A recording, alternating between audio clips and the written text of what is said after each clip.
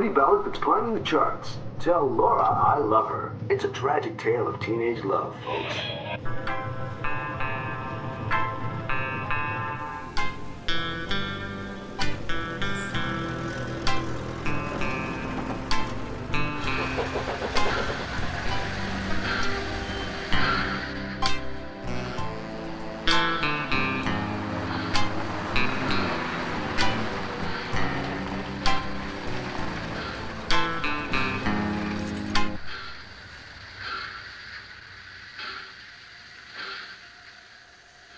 Honey, maybe it would be easier for Laura if she didn't see you again.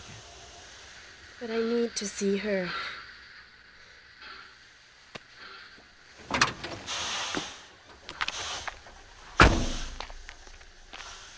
Laura? I just had to come to say goodbye. Bill drove me.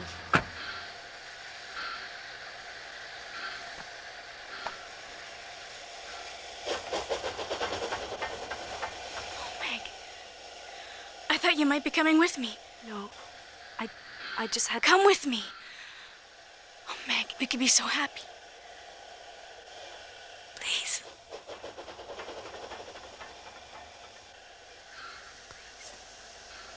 All aboard.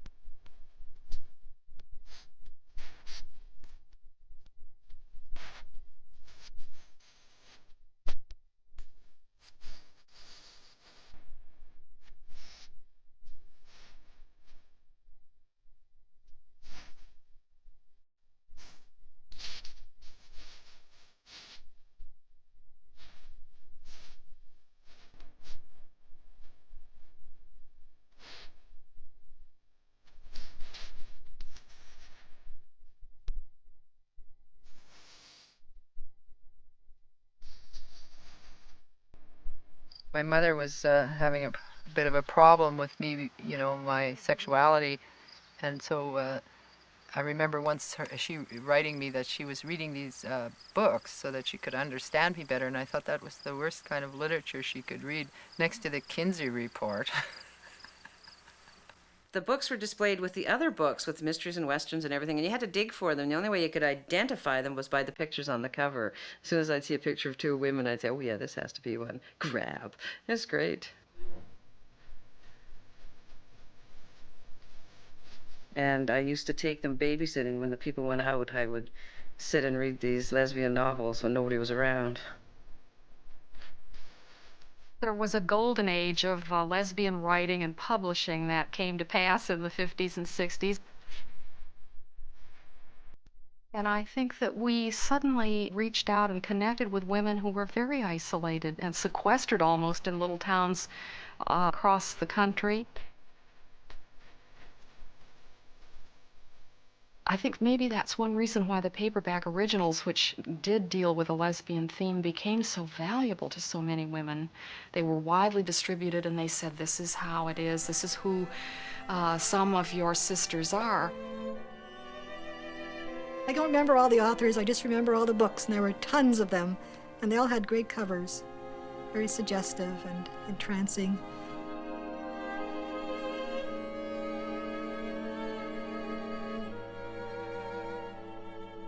And the stories were all pretty, it was sort of like the romance novels today. There was sort of a formula books, you know, Butch meets straight little femme, and they fall in love, and at the end, of course, it had a tragic sort of ending. It rarely worked out to anybody's joy. Oh well.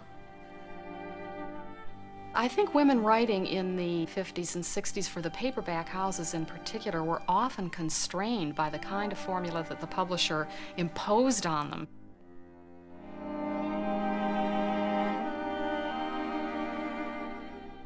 There was some kind of retribution that was essential at the end so that you could let them have a little fun in the meantime and presumably entertain the reader.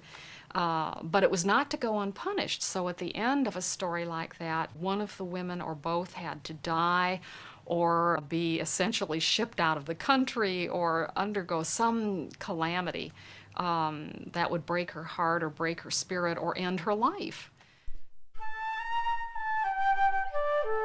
If there was one good thing that came out of Gold Medal books leaving me to my own devices, I think it was that I didn't have to do that. My women survived. They loved hard and they lost hard, but they won a few and they didn't die. And then they'd find ways in the cover blurbs to say, "Must society reject me?" or this kind of very obvious, none too subtle clue. They didn't want it to be subtle. They wanted people to know right away that they were buying something that had to do with a lesbian theme.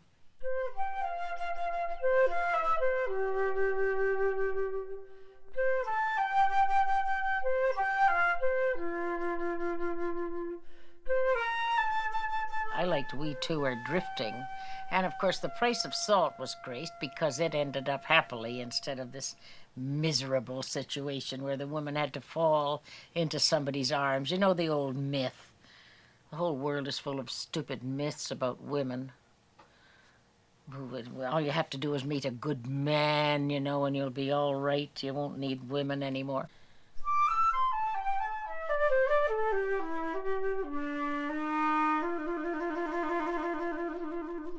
When I first started writing, I would travel from Philadelphia, where we were living, up to New York on the commuter train and beeline right down to Greenwich Village. And sometimes I would spend long hours simply walking up and down the streets of the village to soak it up, to sort of make it mine, because I could only have these little moments, these short periods of time. It was never more than a week at a time, and even a week was rare. It mattered to me, and therefore it was imprinted on all my senses as something to take away with me and keep and use to mine it for my subsequent writing. It left me with a sort of magic place in my mind and imagination that's Greenwich Village in the 1950s that my grandmother would have said, it's a diamond in your pocket. You know, you carry that with you forever, and it feeds the stories. In the last 50 years, there has been a revolutionary change in the status of women. In most parts of the Western world, women can vote, own property, and practice any profession within their capabilities.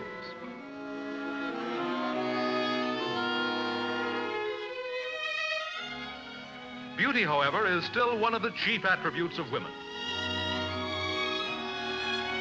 The woman of today is trying to solve her problems in the way of the 20th century. Around her, she sees household aids of modern design, pressure cookers, freezers, tiny garbage disposal units, lightweight irons, and a host more. And she wants them all. But for many, the ideal kitchen is still only a dream. Whether it's careers or cradles or both, the woman of today in every field of activity welcomes these new plans for better living. Although she will never abandon her role as wife and mother, she looks forward to a greater share in the world of today and tomorrow. A world which can be an adventure in happiness.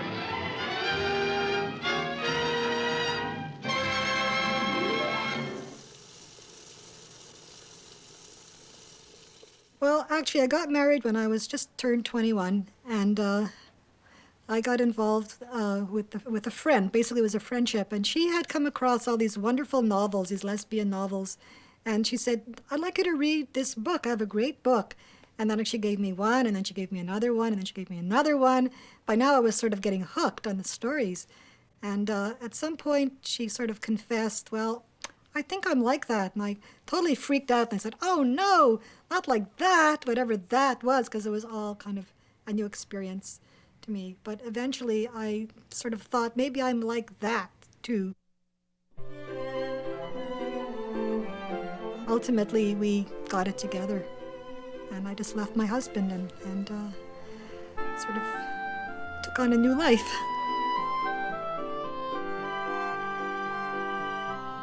And at one point we thought, well, all the lesbians obviously live in New York, in Greenwich Village. At least the books said that's where they all lived. So we decided we had to go and find the lesbians. So I put on what I thought was my best butch clothing, because we thought they were all butch and femme. And I put on my red blazer and a tie and a shirt and dark pants, and my lover wore a dress, and off we went to Greenwich Village to look for the lesbians. And we asked taxi drivers and kind of poked around and went in here and there, and I don't know, we never found them. It was a real disappointment, but people thought we looked kind of strange too. I think they looked at us a little bit out of the corner of their eye, sort of, but we survived that venture. But that wasn't the lesbians that we were looking for. They just weren't there, or we couldn't find them, or we didn't recognize them because they weren't wearing butch and femme things. I don't know.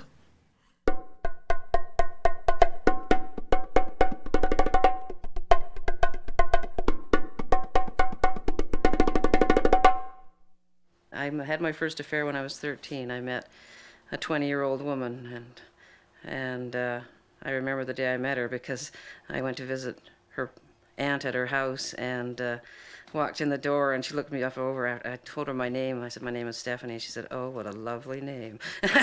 And we were off. It only lasted a few days, but I knew what I was for sure then.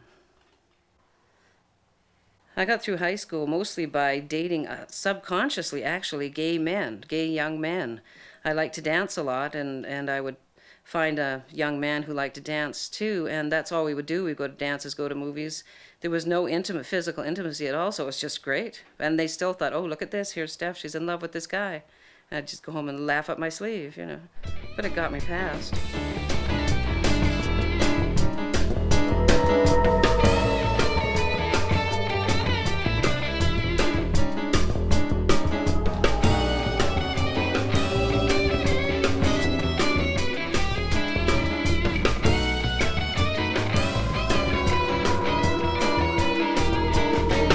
I was going to go and sleep with this woman for the first time.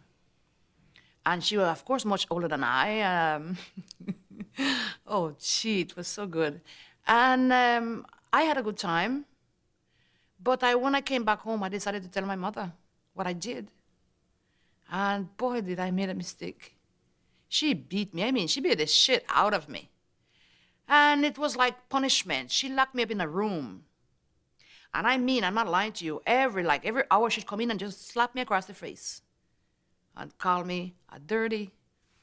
Well, you see, the word is, like a tortillas, she would say, "You dirty tortillera." And I would cry, and I said, "Mother, but I love her." "No, you don't love a woman. You love a man." And I said, "I'm sorry, I love a woman." And that's it.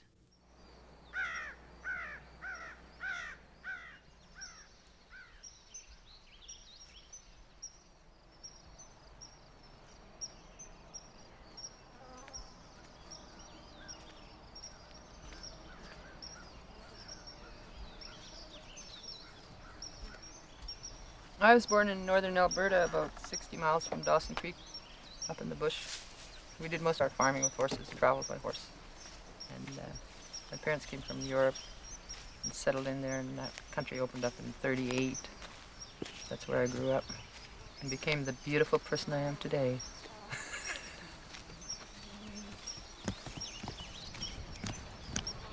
Yeah, well, I always had this attraction for women. And I had this dream about this teacher when I was 14. I went to school and she was teaching there. She was 19. And she was at this local picnic and she was selling soft drinks. And all the boys were hanging around because she looked like the Breck shampoo girl or something. And I was hanging around adoring her, of course. And then when I went home that night, I was sleeping and I had this dream and I dreamt that I was sitting in this field full of flowers. They were all kind of purplish blue flowers. And then I saw this figure coming at a distance and she had this big picture hat on and this gauzy dress with the same pattern of flowers as I was surrounded with. And then as she came near me, I looked up and she stooped over and kissed me on the forehead. And then I looked up and it was her. And then afterwards, when I was going to school there, and she was the teacher. She was teaching correspondence or something, and we started having this affair. But we weren't very discreet about it. We were, carrying on in the school, and the kids were all running around peeking through the windows. And she had, ultimately she had to leave the school. And that was a kind of fairly abrupt ending to the affair.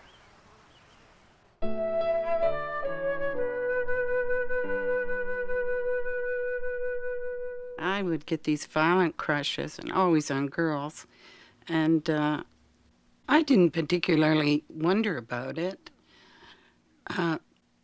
but I recall when I was 15 or 16 taking a book out of the library. It was called Serenade by James M. Cain, and I thought it was about music, which is what attracted me to it.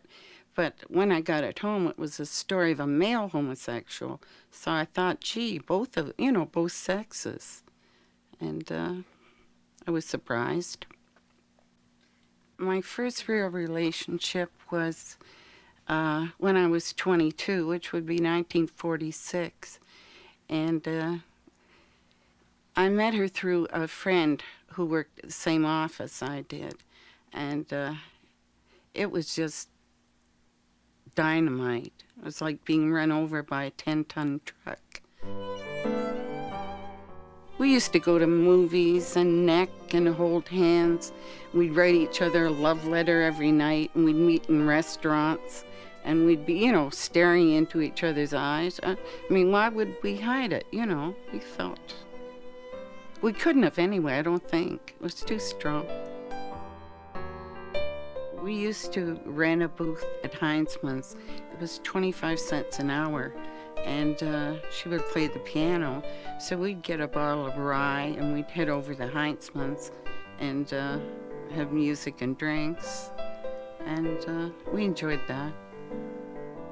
We had a wonderful relationship for about a year, but she had to leave to go to college in the States because she couldn't get into U of T and she wanted to study medicine. So she left, and that was when I really sort of came apart.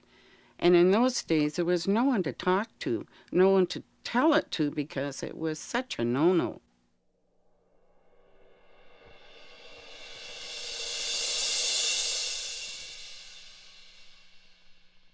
I was born on the ocean, and that was between Haida Gwaii and the mainland up north of British Columbia. One of the things I remember growing up back home was that every school year, my father fought for me not to be sent away to a residential school. By law at that time, all of us as Native children had to be taken from the reserve and put into a residential school. So I talked with my dad, and he gave me some options that I could choose from. The choices he gave me was work in the cannery the rest of my life the way Mom and my grandmothers did, but I also recognized I would become crippled like they are, or scrub and sweep the white man's homes. And that's not some of the things that I wanted to do, or stay home and have kids and be like everybody else is here, or go to the white man's school and go there. The only difficulty with that choice meant that I had to separate from them. And when I came to this society, I saw that the women had to take the men's name, and the men were the ones that ruled everything. And I didn't want a relationship with someone like that. And I realized with a woman that you wouldn't have that. So I thought. So when I eventually got my Bachelor of Education and I got a job over on Vancouver Island, what had happened was that the parents of white heritage came and took their children out of school because I was the first Native person to have been taught in a mainstream school. The other hard part for me was coming home to where I was living, and they would literally break my windows and throw shit into it. And this had gone on for 6 months to the point where I finally broke and said, this is too hard for me. This is not what I want. Where I finally said, the hell with it. I'll go with it. I'm bad. And I was really good bad. I was smart, so I was bad. And that's how I ended up going onto the streets. People have asked me if I believe in love at first sight, and I certainly do. It seems ridiculous for an old woman to be sitting talking about love when you're 22 or whatever it was. Walter was overseas by this time, an infantry officer. I had one 2-year-old. I was a high school teacher, and I went back to summer school, and I'd noticed that this was a woman teacher teaching some of the summer school classes. And she handed these things out, and as she handed a paper to me, some assignment or other, she looked at me and I looked at her, and wham, that was it. We went through all this summer at summer school, and we were sleeping together, we were hugging, we were doing everything, except anything really too close, intimate. We didn't get to that. I don't know how many details you want me to go into. Anyway, this is what I mean, the details. At that point, we sort of knew. We talked about it. Neither one of us knew what to do. We were so stupid, it's hard to believe. We spent 2 or 3 days at this particular lake in British Columbia, necking like absolute mad, but still didn't know what to do. This seems so silly. Finally, she was going back on the train to Jasper, and I said, well, this is just unfinished business. I'm going with you to Jasper. So I left my little boy in charge of someone else, and I went with her. Just drove on the train to Jasper and back. And on the train, that's when things happened. She started out by making love to me, and I couldn't understand it. All of these crushes I'd had in women, all of a sudden there's a light. This is what's wrong with me. There's nothing the matter with me. I just like women more than men. That was great. I was delighted. That was my reaction. I was absolutely delighted. And she said to me, boy, were you inhibited. I said, oh, well, was I? I said, would you like me to do that to you? And she said, yes. And she started to cry, and so I did, and that was it. In the late 40s, when I was much, much younger, I met a lot of very nice gay people, both men and women. We took the boat, and the island boat at that time went around the islands and ended up at Hamilton's Point. And we would arrive very posh, very beautiful, the beautiful people on the beach. We used to all meet at a place called the Candlelight Cafe. Everybody met there on a Sunday. We wore whites and yachting caps, and we had large picnic baskets with all sorts of stuff in them, smoked oysters, you name it, we had them all. Wine, blankets, and we had for Hanlon's Point, which was the gay section of the beach.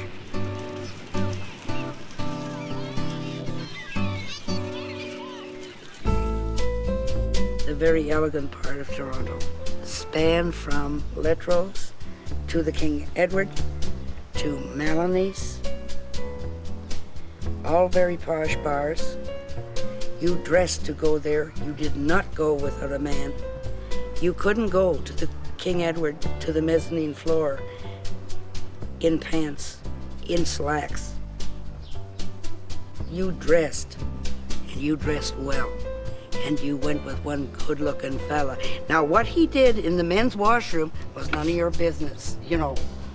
But they made good escorts. They were charming, they were good-looking, and you got everywhere you wanted to go.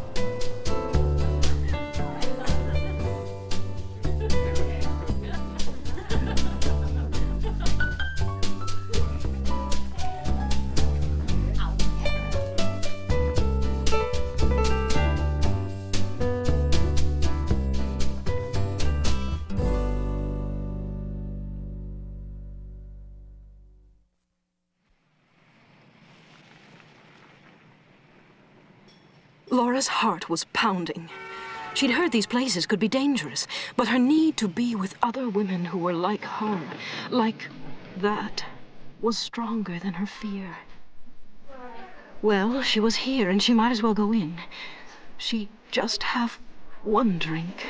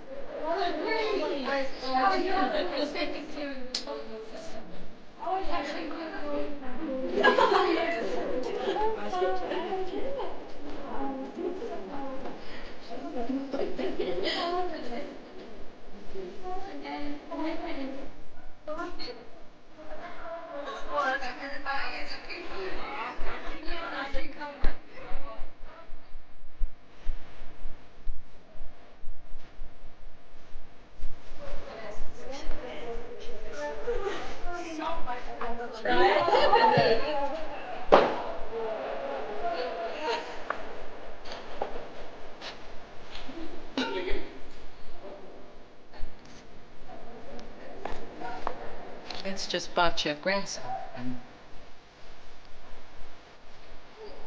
Oh. You new in town? Yes. How did you know? Oh, you got a sixth sense working here.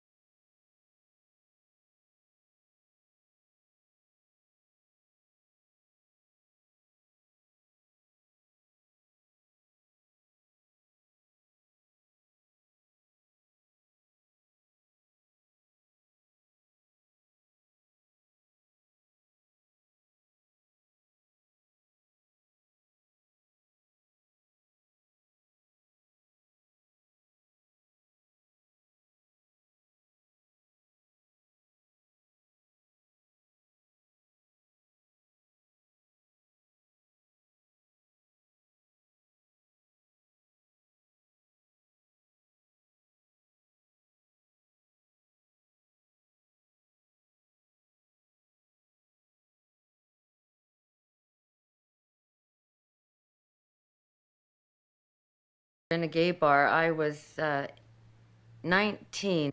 My ex-husband had gone off to Whitehorse to play in a band for about 3 months. I was about 7.5 months pregnant. Well, the age limit to drink was 21 at that time, and so I was really nervous about being underage and going in, but she said, oh, well, you're pregnant, nobody will know you, you look old enough to drink. I guess if you're old enough to be pregnant, you're old enough to drink. So in we went, and I was just really nervous and scared, and I was looking around at all these gay women, and like I was always been intrigued by it. I just, you know, it was really fascinating for me. So we sat down, and I saw this woman sitting across the room, and I couldn't take my eyes off her because she was so unique looking. She had this short red hair, and she had this little black jacket on with a little white shirt, and a little hanky sticking out, and black patent leather boots, and she was really attractive. She was about 20 years old, I guess, and, you know, just young and vibrant. And so I thought about her for a long, long time, and that song, Shangri-La, was playing at the time on the jukebox, and every time I heard that song after that, I always thought about this woman.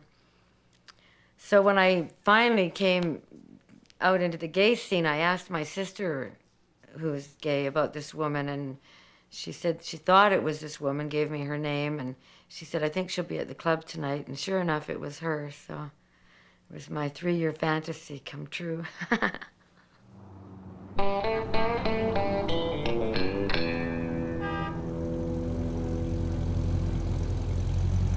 So I used to go to all the bars up and down Granville Street because I didn't know where they were, and I would go into a bar and have a beer and have my eyes peering around. Are they in here? Are they in here? Are they in here?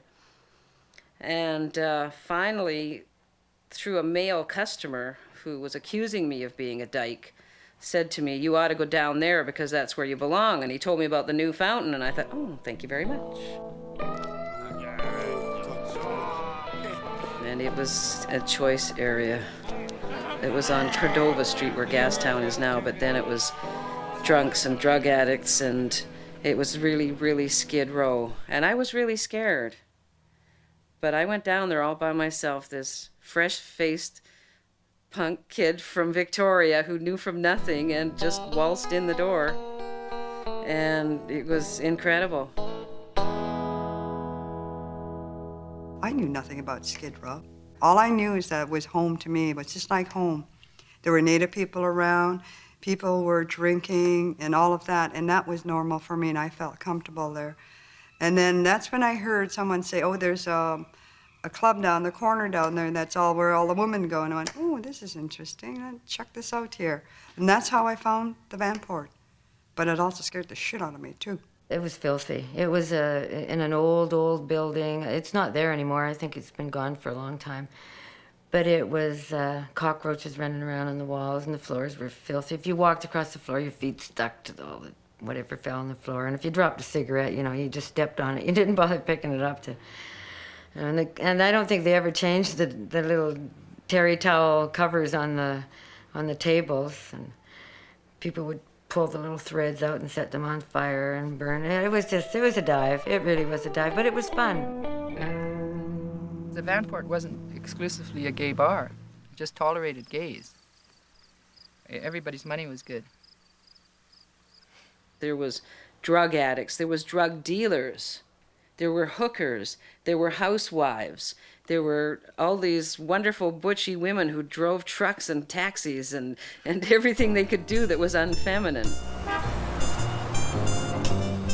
Well, let me tell you something. When I came to Montreal, the word that they say here in English is freak out.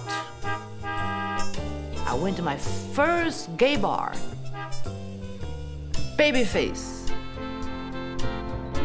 I walk in the bar, I just finished my show, dress and all and everything, makeup and everything, and I walk in there and bingo, I see all these women, and I freak out again. That's what they say in English, you freak out, you freak out. And I said, woo, women, women, women.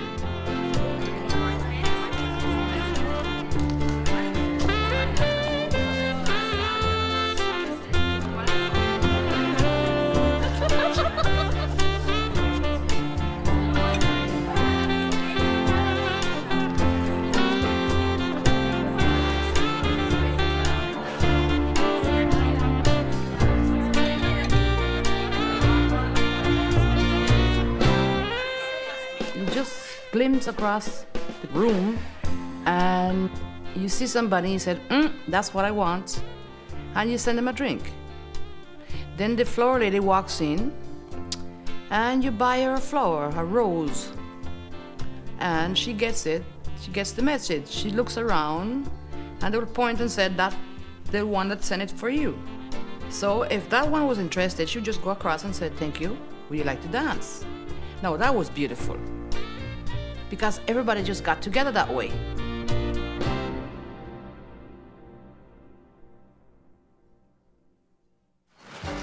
It was somewhere in the area of 1951 when we found the first gay bar in Toronto. We'd asked some, I think they were hookers, on Yonge Street in a restaurant, and they directed us to the Rideau, which was at Jarvis and Gerrard, a very tough spot.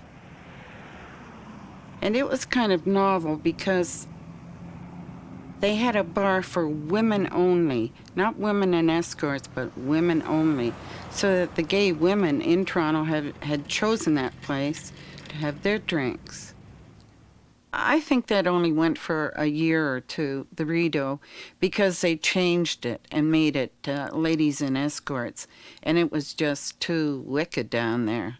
So all the ladies moved over to the Continental Hotel at Dundas and Elizabeth, and there was a back room in the Continental, and that's where most of the gay women congregated.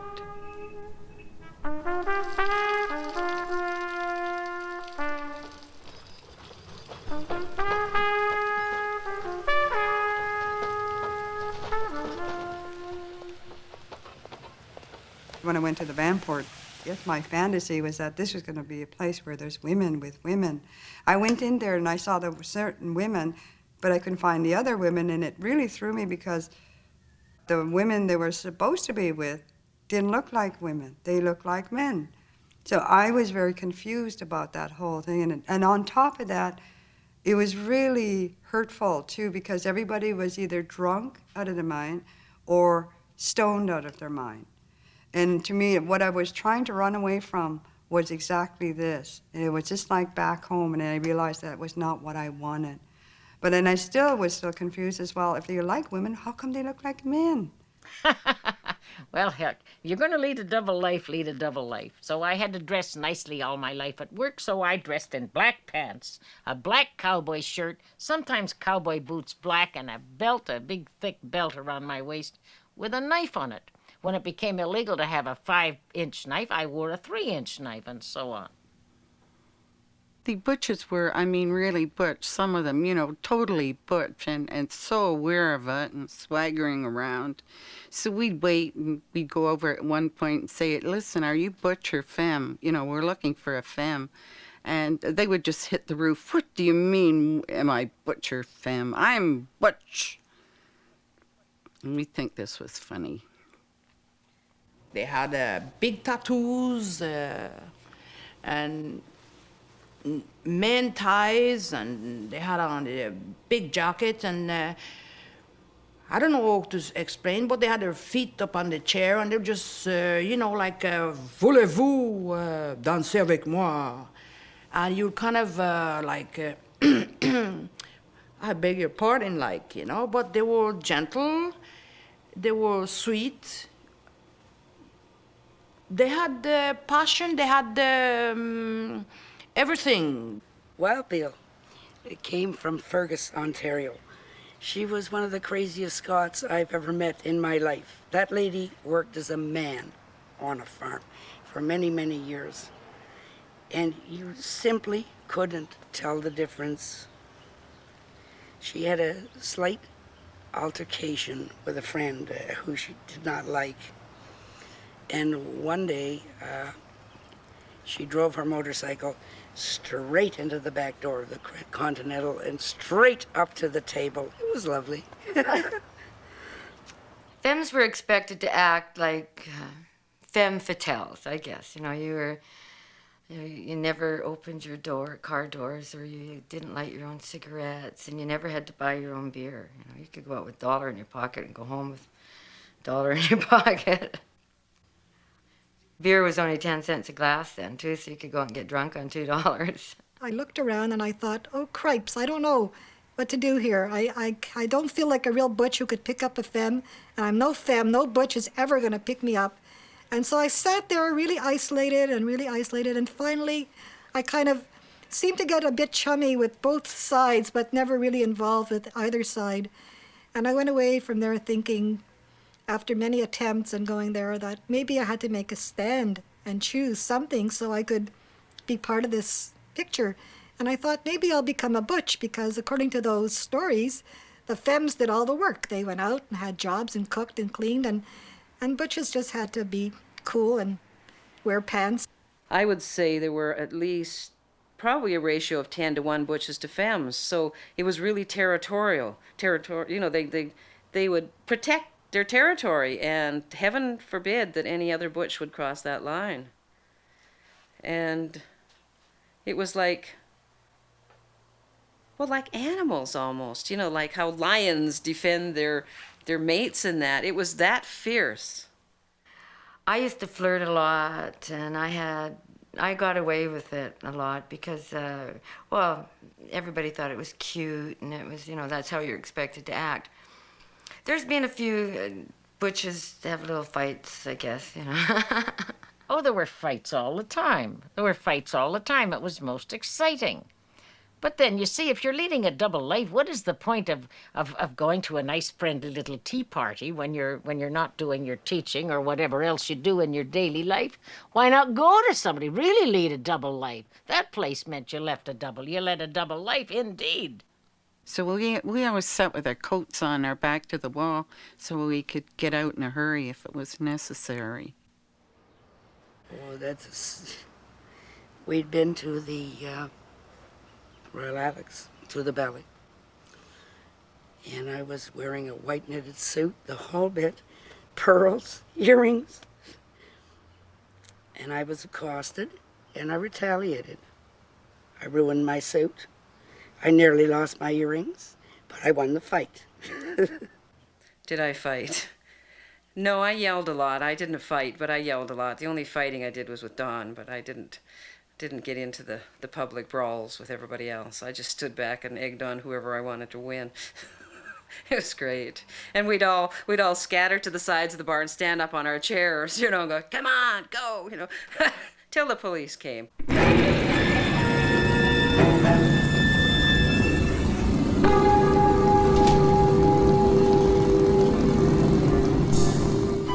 We saw this red light come on. And bingo, it meant danger. What is this danger? The police is coming. So, it means take cover. So what do? You sit there. And I said, oh my God, I am just a working person that came to this country. I have a contract for working permit. But if I get arrested, they're gonna throw me out. I'm in a lesbian club.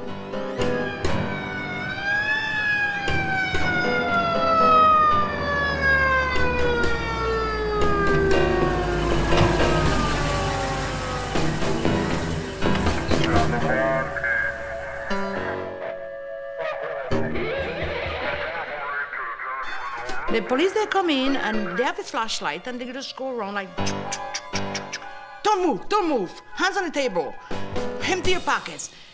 And I am like, stand still, like, don't move, hands on the table. And, I said, oh, Jesus. Give it to him.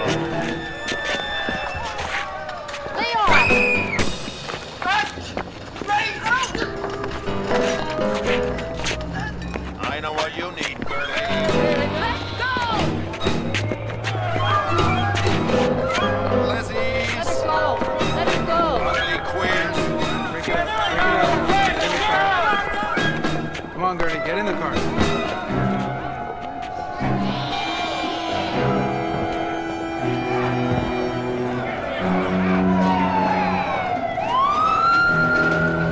Ugly queers.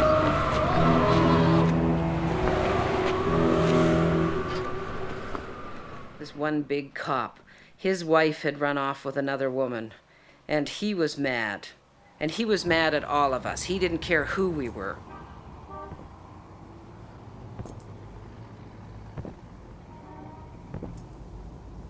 And he would harass us, and he would follow us into the street. He would come up to us on the street and say, I want your name and address, and I'm keeping it in my book. And he had it in his book. He had a book with everybody's name and address. And he said, I don't care if you're jaywalking or what you're doing. I'm going to nail you if I ever catch you. And he went after Clara one night, and she was mad. I mean, this woman weighed 275 pounds, was about 5'7", and it took 7 cops to put her in the bandwagon. He had to bring 6 of his friends because she was scrapping.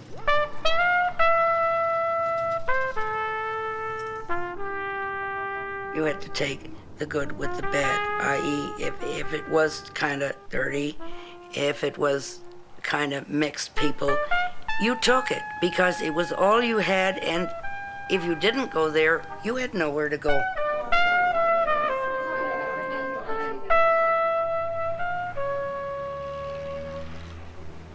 Well, at that time, it was illegal to have a house party with only one sex.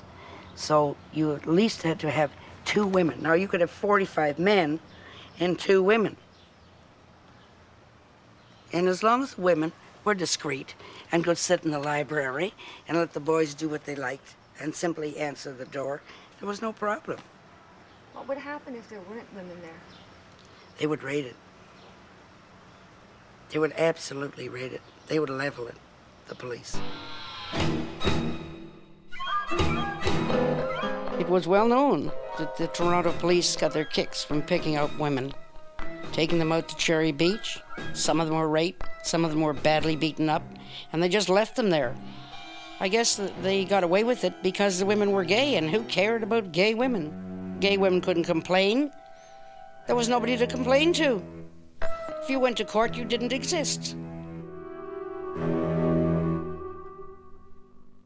I never could come out while I was teaching because it was right in my contract that I could be fired on a Tuesday at 10 o'clock. Well, you know what I mean.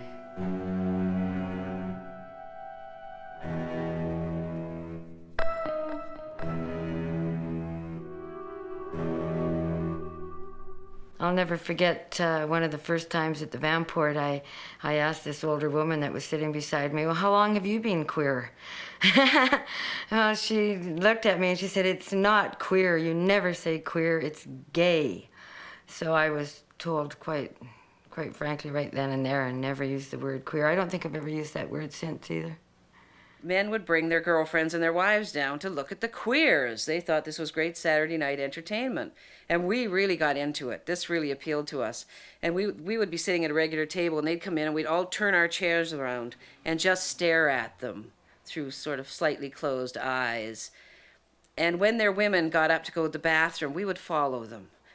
4 or 5 of us would follow these 2 terrified women into the bathroom and not do anything, but just to see their eyes and to see the men sitting there wondering what we were doing in there. It was great. It was lots of fun. Even one night we got so fed up, we made a sign, please don't feed the animals, and stuck it on the end of our table and just stared. I can remember one time we sat in a window in a bar in Detroit. It might have been Buffalo, but I think it was Detroit. We were all in the window, and these guys would stand outside. They would hassle you when you went in and went out because, of course, guys don't like the idea that you're doing anything with women, you know, when you're dressed like that. And I can remember one time they were all gathered out there catcalling and catcalling. When people today talk about harassment, they don't know what they're talking about. This one time, they're standing out there yelling at us, you know, I forget the things they said. It doesn't matter anyway. You can imagine. And I just pulled my jacket back and I showed my knife, put my hand in my pocket, you know. Said something stupid like I'm wearing a knife and I know how to use it, which is utterly ridiculous. I knew how to peel potatoes with it. That's about it. However, it worked.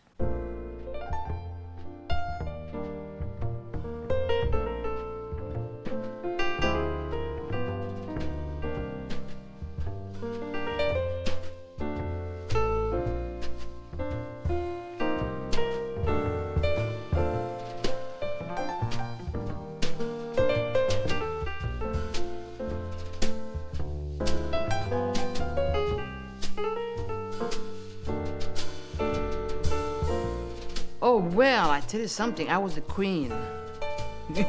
I was the only black person I could really recall being in the club, in the gay clubs. Straight clubs, oh yes, well of course there were millions of them, but in the gay bars, I was the only one that everybody was chasing. I wish they would chase me now, but I guess I'm too old now. They said, oh, to hell with that. But no, I was one of the only ones, and you didn't see Chinese, Japanese, nothing, absolutely, just me. There was a lot of prejudice at that time. We hit our wasps, you know. They didn't like women of color. They didn't like anyone who was different. I ended up going to a black club. At that time, they were considered the black club. And basically what it was, what attracted to me is the music was really good. It was very funky, and everybody dressed really snazzy. And that's what I wanted to get into. I thought, oh, this is what I'm looking for. This was part of fulfilling my fantasy of looking good and being cool. And it was fast, it was cool, and it was in the nighttime. So that's where I ended up. Actually, that's where I ended up coming out, was in there, not in Vanport, but in a place which was supposedly a straight bar, but wasn't a straight bar because it was people from the street going to this bar, and those were the only people. But the thing I liked about it, you could be whoever you wanted to be in that bar. It didn't matter because there were actually black people in there, there were people of white heritage, there were Asian people in there, and Native people in there. So it was a place where everybody belonged there and nobody judged you for who or for whatever you did. The majority of the women who were working and around the streets or into the drugs or into the prostitution or into the dancing were lesbian women.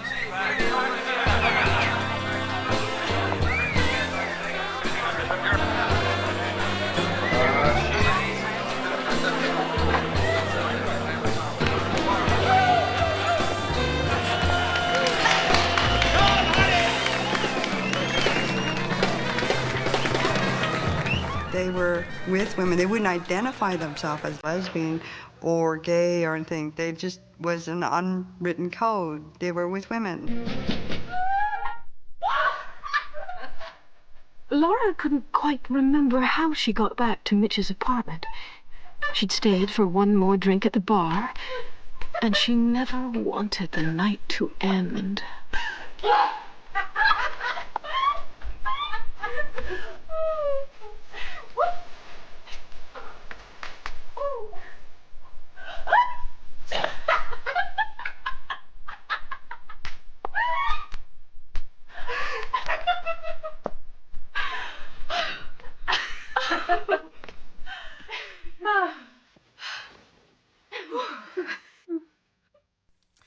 So what would you like to hear next? I don't think I could dance another step. I'm exhausted. All right, then. I'll choose one for us.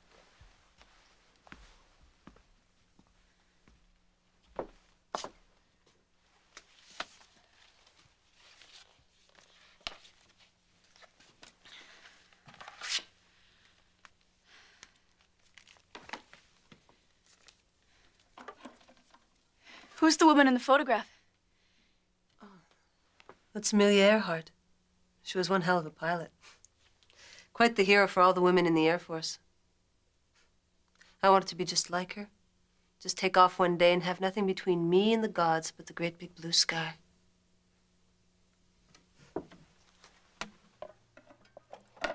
She's an incredible looking woman. Yeah.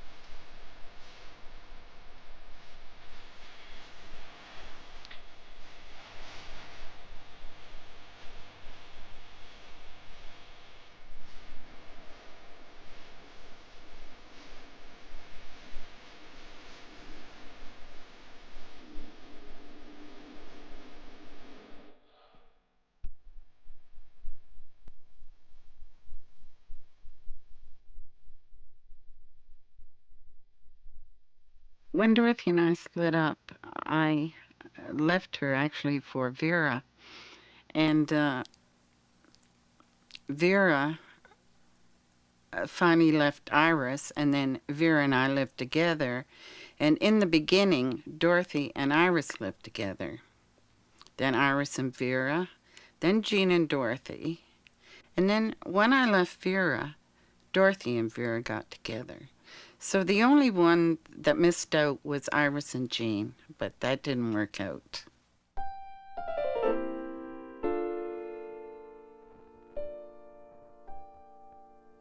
This woman came up the hall, and for the first time in my life, I think I just about dropped dead on the spot. It was just incredible. She was so beautiful. She was a Hungarian gypsy with jet black hair and blue eyes. And I just took one look at her, and I was toast. I took her home with me on the bus. On the bus. And it was very late, and we were in downtown Vancouver necking in the back of the bus in 1963. Pretty brave, pretty brave. And she was incredible because she was like a real butch. You had to look twice to know she was a woman, because she was really, really skinny, no tits, just strides and a t-shirt and men's shoes and tattoos from her, slick back short hair, tattoos from her wrists to her elbows, a real stereotypical butch. And I thought it was great. I'd never seen one like that before, and I was mesmerized by this woman. I mean, I was attracted to her because she was like she was, and so I became the fluffy little femme. The little heterosexual wife, because that's what we were. We were just women who were acting like heterosexuals. She did the cooking because she was a better cook, or she thought she was, but I did the cleaning and looking after her and the dutiful little wife who never opened her mouth, because if you did, you probably got a fist in it. And you were obedient. You only talked to other femmes. You didn't talk to other butches. You weren't allowed. It was good for a poke, too. And so we lived much as a straight married couple would have lived. It was disgusting. When I look at it now, I cannot believe that I did that. But I didn't know any better. That's how it was. But I remember one day looking in the mirror and saying, "Who are you? What are you doing?"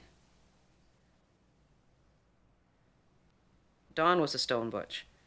She would make love to me, but I wasn't allowed to touch her. And Ray was the same. So that was fairly common amongst our group. I don't know about in the larger group, but I would say it was pretty common. For years, I had the scars of this because she reacted to it like I really didn't know what I was doing. Well, I didn't know what I was doing, but I wanted her to teach me. I wanted to do what she did. And the harder I tried, the more she said, no, you're no good, just forget it. So for years, I had a complex about that it was me, that I was not a good lover. Well, after I broke up with her, I immediately went and got my hair cut, bought a pair of jeans and a plaid lumberjack shirt, and walked into the bar. And some of the people were dismayed, but there was mostly cheers. They were like, the women were yelling, "Yay, Steph, all right." They thought this was great. This was the way it should be. When I met Jane, I didn't know anything about her, but she was someone that I felt very much attracted to and wanted to be with, because all of a sudden my world seemed to open up to something I wanted. With my naivety, I never realized that Jane was very much entrenched into the street life. I stayed really together with Jane about 3 years. She would take me places down to LA, to Nevada, and kind of on a circuit type thing that we would go through there. There was a friend who was of Black heritage who came up to me and literally kind of threw me in front of a mirror and said, "Is this really you?" He said, "Remember, this is my life. I was brought up into this.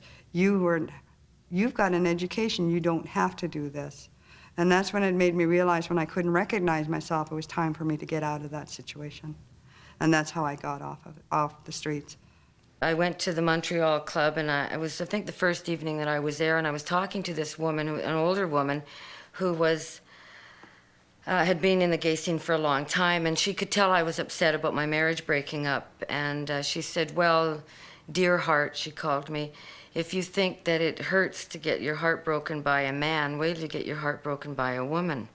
I didn't really understand exactly what she meant. I thought, well, a broken heart's a broken heart, but it was different. When it happened, I realized what she was saying, because I find being with a woman is a lot more intimate, a lot more shared than with a man. So the pain when you lose that, when you love somebody and they don't love you anymore, the pain is harder. You're losing a part of you. I never felt when I broke up with my husband I was losing a part of me. I thought I was losing him and my family and my surroundings. I never really felt I was losing a part of me, but when I first had my first heartbreak with a woman, I felt I was losing part of myself. Kind of sad.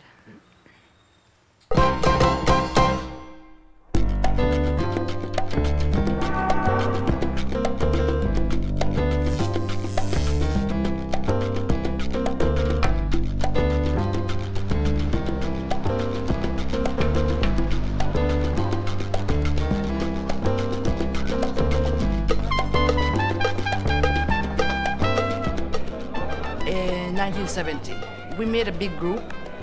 It was the traveling band.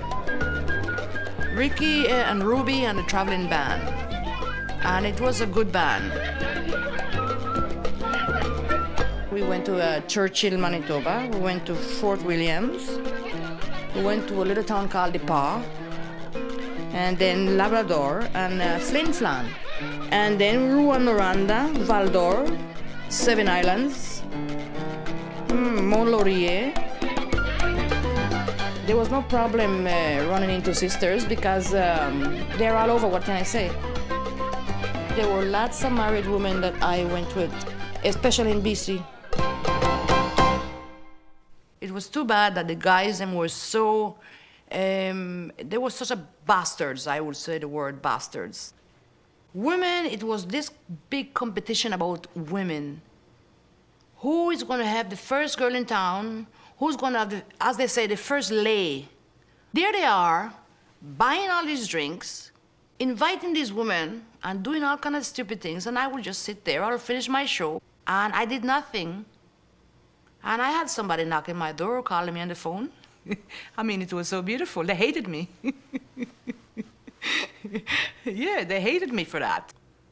They started to fight with me. They started to call me names and, you know, like, you lesbian and you this and you that. And I, you know, like, how come we worked for 3 years before and everything was fine? And now, because I'm alone, my brother's gone, you guys are treating me this way. I used to walk off the stage almost every night in tears. So one day I just said to myself, this is it. And I said, guys, you know what? Fuck you. My ex-husband he never really made any comments one way or another about gay people until he found out that I was going out with women. And then I guess he took it personally. I mean, it was a personal affront to him that I chose to be with women.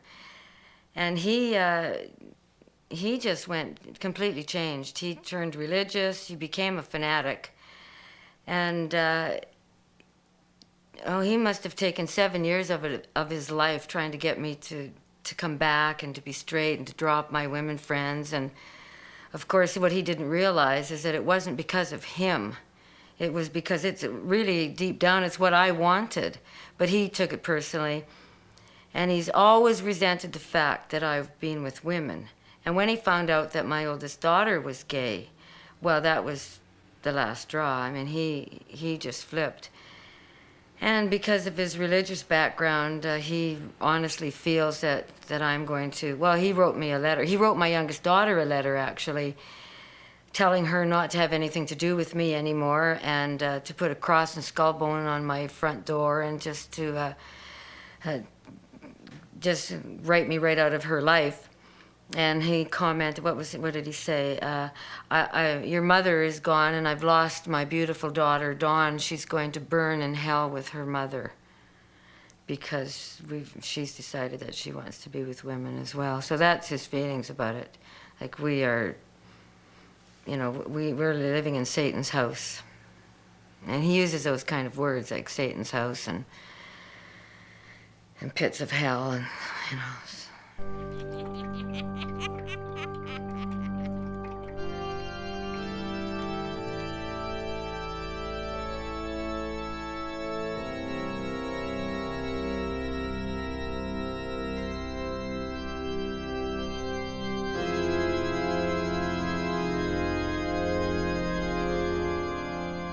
And so I got really, really drunk this night. I was with a bunch of people. And the rumors were starting to circulate about me being gay. And I still wasn't comfortable with my gayness at that point. So I thought, well, I'll prove you wrong. So I was with this male customer and ended up in his room. And I ended up pregnant. I didn't think I could have this baby. I didn't think it was possible. Also, I was gay. And I'd heard all sorts of horror stories about what happens to children of gays. It was really great that I got to raise Rachel on my own because I could raise her the way I wanted to raise her, to be a strong, independent woman who nobody would walk on. And when she was 5, I got into a relationship with a woman and decided then to tell her that I was gay. And I just explained it as being an alternate lifestyle, that there were those of us who were different from other people. Not wrong or no blame, but just different. And she was very accepting. And she still is. She's about the least homophobic person I know. She's very gay positive, and she's very angry when people aren't. And he blessed, and he broke it. And he gave it to them saying, "This is my body, which is given up for you." I got involved with Metropolitan Community Church about 3 years ago. And I had been through several church homes, and each time it came close to the fact that they would find out I was gay. I either heard from the pulpit it was wrong, or I knew that they thought it was wrong. May the body of Christ preserve and protect you. There was a lot of violence towards MCC. The mother church, after they had it for 3 years, was burnt to the ground. Churches were desecrated and spray painted. 3 churches have been burnt down. 23 people were killed in a fire in New Orleans, in the New Orleans church that somebody set while they were in the service. Our ministers are consistently mugged, beaten. Some of them are murdered. I didn't want to tell Rachel about that because she has certain fears. She knows some of the stories about what's happened to some of the churches and to the ministers, and I really downplay it. But there are times when I'll go to a specific function, she'll say, "Will you be all right? Will you be safe?"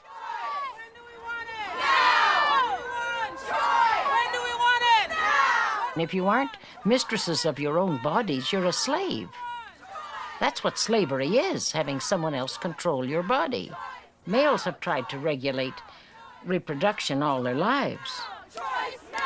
Oh, I don't think men should run the world at all. A lot of people agree that men are boys or something, and I think they are. They're boys like the boys in Lord of the Flies. And that's what they do to the world, and they've brought the world to the brink of destruction in every way you can think. I think postmenopausal women should run the world.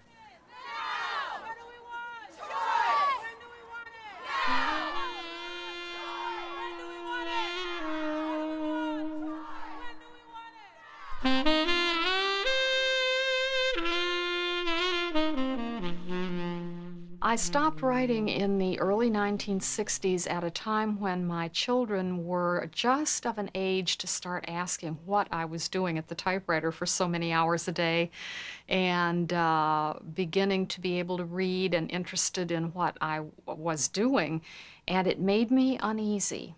I wish I had been braver because I think I was beginning to be a lot better writer. It was easier to live in my head than to go out and live a real life. And I sometimes wonder if I harmed myself somehow. I've gotten so good at it that now it's tempting to stay in my head. I think that's probably not what one should do. One needs to get out. But it's, on the other hand, it was a strategy that probably saved my sanity. I was doing what everyone told me to do. My family, my life, my culture, my society all said be a good wife and mother. And I gave it a long run and a good try, and it finally didn't work. And so I'm living a much better life. I'm much truer to myself now, but you can't go back and rewrite it.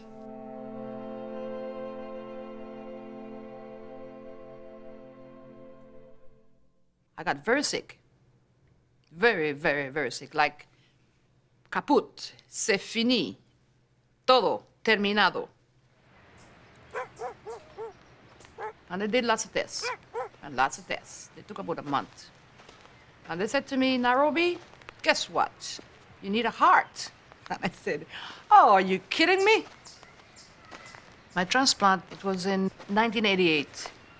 And I'll never forget that date, the 13th of July, 88. That's my lucky number. I was shocked at my mother. That was the first time that my mother kissed me, because she never did before. She thought that kissing a lesbian would have been dangerous, catchy. And when she lay down close to me or stooped down and kissed me, I tell you what, as they say, I saw the light. My mother kissed me.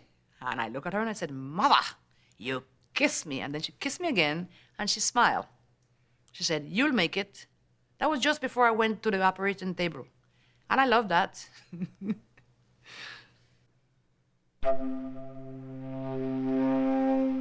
I was brought up in the Haida Nation, and our cultures and our values and our beliefs are much different. I wasn't brought up with Christianity.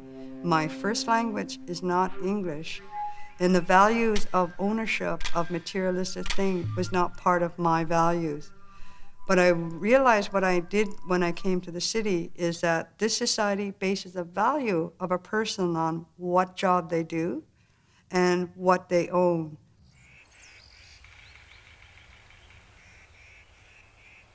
For a person of white heritage, you walking down the street, you are not targeted as lesbian or gay, but as a Native person, you're targeted as a Native person. And when you realize that your choice of your partners of the same sex, then you realize that there must be even something more wrong with you, because society doesn't accept you already as it is, but now you've got this thing added on. Does that mean you lose your people in the process? Now where do you belong? It took a lot of courage to be what we were. Like, these were all courageous women. We were all out there flaunting the law and just being brave enough to do what we were doing, with no support, with no help from anybody. And it appealed to me, especially as a 21-year-old. Like, I was really into being a rebel, so it was great. And I think that attracted a lot of young people to the lifestyle then. It was the forbiddenness. It was doing something that was slightly illicit. Now when I look back and I realized that the people back home were very strong people. And the women that were in Vanport, even though they scared me, were also very strong, because they actually got out there and said, this is who we are, whether you like it or not. When I came into the gay scene, what I appreciated about it was that the women that had decided what they wanted to be and their sexuality were very strong women, and they had to be to make a decision then, because it was very hard to be gay then. I mean, it just wasn't accepted with your families or friends. And women, I found, stuck together more. I think that not being able to move freely through society as a human being and a person with a dignity isn't exciting. I think maybe robbing a bank is exciting, but not being an outcast because you have preferences that the majority don't have, that's not exciting. It never was to me. I don't want to offend anybody. I just want to be a person. I just want to walk through life freely and not harm anybody. I don't want to be harmed. I just want to have nice social contacts. I just want to have fun. I don't want to have to think, oh, there's something wrong with me. I'm not as good as this person. I have to sit at the end of the table, or I have to go to the back of the bus. That sucks. I trust all women. If there was only women in the world, I would never lock my doors. But I lock my doors to keep the men out, not to keep the women out. I lock my doors to keep the women in.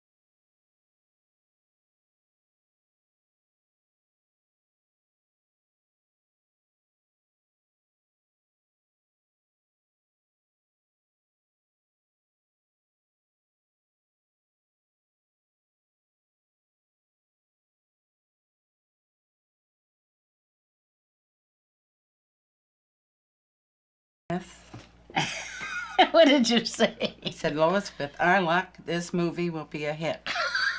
And there'll be people lined up outside with baseball bats to get us. Won't be anything new for me. It'll be like the old days. Yes. The old days outside one of the gay bars. They were great stuff.